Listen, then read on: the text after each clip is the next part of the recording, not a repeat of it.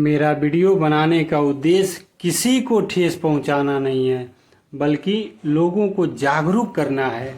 और जो लोग गलत हैं, जो समाज के प्रति गलत सोच रखते हैं, जो समाज के लिए गलत करते हैं, मेरा वीडियो सिर्फ उन्हीं को तकलीफ दे सकता है।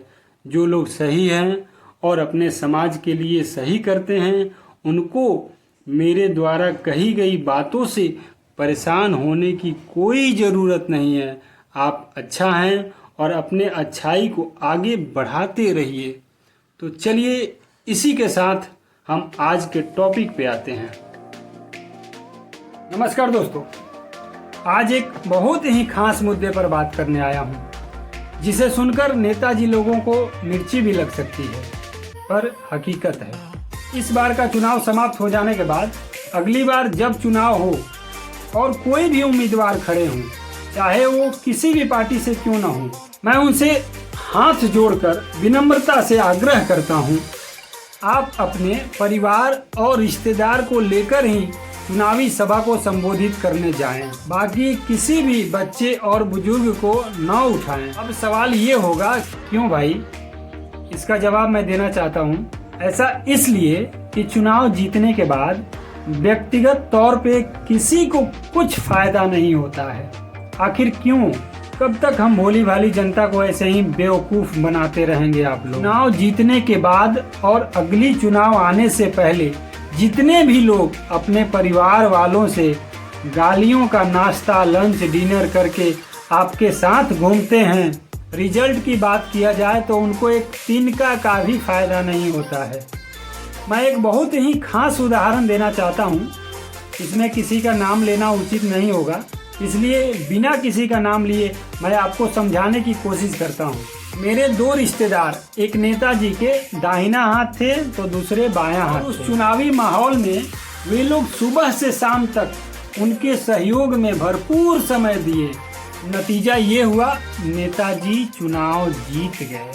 अब चुनाव जीतने के बाद जो भी खास कार्यकर्ता होता है, उसके दिमाग में सिर्फ एक ही बात चलता है कि नेताजी अब हमारे लिए भी कुछ करेंगे। यही बात इन लोगों के दिमाग में भी चल रहा था। इसी उम्मीद के साथ धीरे धीरे समय बीतता गया और देखते ही देखते नेताजी का 5 साल का समय समाप्त हो गया और हमारे दोनों रिश्तेदारों को एक तिनका का भी फायदा नहीं हुआ।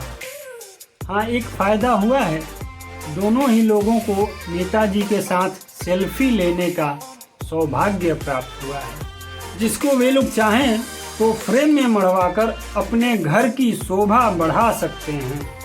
ये दोनों लोग उस नेताजी के सबसे खास कार्यकर्ता थे।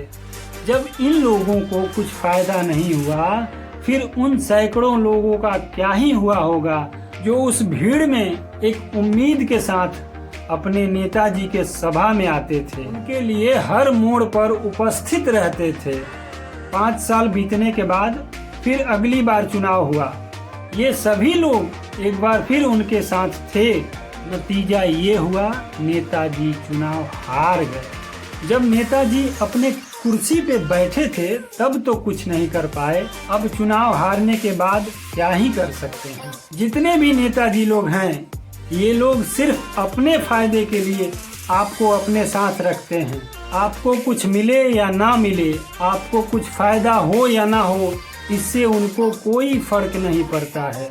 अभी हाल ही में मेरे जिला में चुनाव के अगले ही दिन 2 गुटों में बहस हो गया। बहस इतना बढ़ गया कि एक दूसरे को जान लेने पे उतारू हो गए और गोलियां भी चल गई, जिसमें एक यादव परिवार के लड़के की मौत हो गई और 2 अन्य लड़के जिनकी हालत गंभीर बनी हुई है, उनको PMCH रेफर कर दिया गया है। अब आप सोचिए, जिस नेता के लिए वे लोग अपने जान पर खेल गए, क्या नेताजी उन दोनों परिवारों को इंसाफ दिला पाएंगे? जिसने गोली मारी है, अगर उसको सजा भी होती है तो क्या जिस लड़के की मौत हुई है वो वापस आ जाएगा? नहीं आएगा ना, कभी नहीं आ सकता है। पारिवारिक, आर्थिक, मानसिक हर तरह का समस्या अब उन दोनों परिवारों में आ गया है और ये सब उन्हीं लोगों को झेलना भी पड़ेगा। कोई नहीं आएगा आपके दुख का बंटवारा करने के लिए। हाँ, माहौल ताज़ा ताज़ा है, 2-4 दिन लोग आएंगे, अपना अपना फ़ोटो खिंचवाएंगे और आपको इंसाफ का भरोसा देकर चले जाएंगे। फिर आप झेलते रहिए, कोर्ट कचहरी का चक्कर लगाते रहिए। इसलिए मेरा ये कहना अनुचित नहीं होगा कि आज के समय में जितने भी लोग अपने चहेते नेताजी के साथ अपना कीमती समय निकालकर हाय हुक कर रहे हैं, आपको एक सेल्फी के अलावा और कुछ नहीं मिलने वाला है। इसलिए मैं आज के मेरे हम उम्र के लड़कों से और मुझसे बुजुर्ग लोगों से भी हाथ जोड़कर अपील करता हूँ, आप अपने कीमती समय को समझने की कोशिश करें।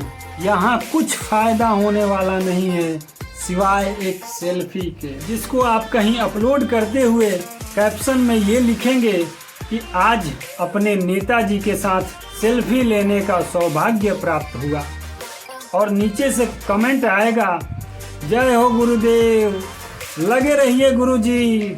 बस इतना देखकर अब आप फूले नहीं समाएंगे। बस इतना ही मिलने वाला है दोस्तों। इसीलिए सभी लोगों से हाथ जोड़कर विनती करता हूँ, आप अपने कीमती समय को समझने की कोशिश करें। और नेताजी, आप लोगों से भी हाथ जोड़कर अपील करता हूँ, अगर आप किसी भी बच्चे या बुजुर्ग को अपने साथ लेकर घूम रहे हैं, तब उनके भविष्य के लिए कुछ प्लान कीजिए। ये जो पुरानी सिस्टम बनी हुई है उसे बदलने की कोशिश कीजिए, तभी तो और भी लोग अपने उम्मीद के साथ आपके पास आएंगे।